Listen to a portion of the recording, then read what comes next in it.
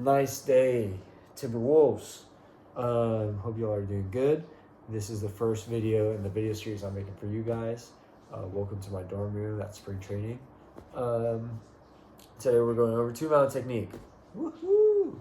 I've been playing this since 5th grade, but this is going to help you be nice and uniform with your friends. Cool. Divide your mount shaft into thirds. The bottom third is where you're going to grab onto your mallet like this. You want to make sure when you grab onto it, you're putting the mallet shaft on the fat part of your finger, index finger, in between your two knuckles, this fat part. And that you're putting your thumb pad on the mallet shaft. Cool? And then your index finger is going to curl around with the tip. So it's nice and tucked in. Then you're going to imagine you drill a nail through your thumbnail and the mallet shaft and your index finger. This is staying locked. So you don't even need a squeeze because there's a nail holding that together. Cool? And then you want to make sure that the mallet shaft sits across your palm like a seatbelt. Imagine this is a shoulder, this is your hip, sits across from the shoulder and sits slightly above the hip with your fulcrum that's nailed together. Wrap your fingers around, make sure they're kind of tucked into your palm. Make sure that when you do that, you're not squeezing into it, you're not pulling the mallet up, you're not moving it down, you're just wrapping them around.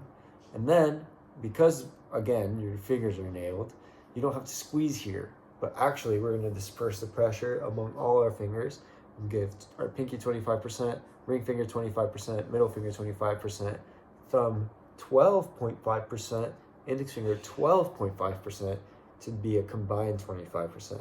Because again, there's a nail in there. We don't need a squeeze, Rocco. Didn't mean to single you out like that, sorry.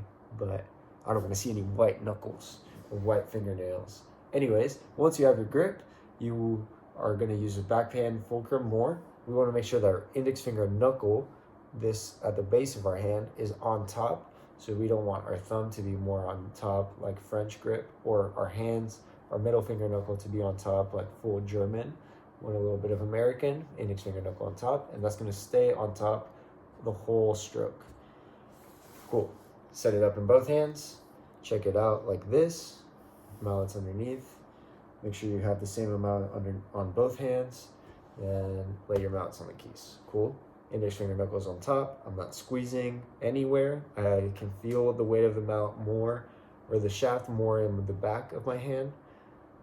When we play fast, we'll change where we hold the mallet a little bit, or where we feel the weight. But for now, it's back finger fulcrum. Cool. So our mallet heads are touching on the keys. When we go up, our mallet shafts our mallet heads should stay over the mallet shafts. Our index finger knuckles should stay on top of our wrists, and our mallet heads should separate. If our mallet heads are moving and staying together, we're curling our wrists. So look from the side. You see how my wrist rotates? We don't want that. Also, we don't want to get super far out separated. That's crazy. Don't do that with your wrists. Just keep the mallet heads over the mallet shafts, and you're chilling. Cool. Backhand finger fulcrum, you should be able to do this. Take your 12% off, take the nail out and your fingers off, and play two mallets. This is how you practice and get good at wrist turns. And then you just add. If you notice, like my left hand, my thumb wants to curl in, that means I squeeze too much with my thumb, my left hand. My index finger curls in, that means I squeeze too much with my index finger in my left hand. If I squeeze too much with my right thumb, it's going to curl in like that. So just try your best to keep them nice and relaxed and open, crab claws. And then once you get that good, put them back on. Don't squeeze, you're just guiding the mallet, and then you can see they're moving side to side weightless. Here, it's moving a little bit. I've got a pretty straight path. They have like a little bit of swerve to the up and down motion. Now they're guided and they're going straight up and down. But all I do is put them on. I'm not squeezing. Nice and relaxed. Cool.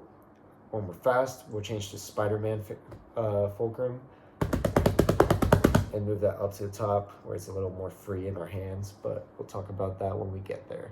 Two mallet hands, yay. Always play with velocity at all heights. And when you're at the top, make sure you're at full wrist extension, and make sure that you're not ever holding tacit hands below. You also want to make sure that when you're here, like at a height where you're not at full wrist extension, that the center of your mallet head where you're striking the keys at, directly on the opposite side is where, on the tacet mallet, the place where you strike the keys at is laying or resting on top of. So this is what I'm thinking of when I hold my tacet hand. My tacet hand is my right hand, playing hand is my left hand. If I'm playing with my left hand, I'm gonna hold my tacet hand just like slightly above where I'm playing at, so that it looks like I'm keeping my tacet mallet at the playing hand, rather than like, oh, this is mezzo forte. Nah, this is mezzo forte. You see the difference? Cool. So practice that. 2 mallets.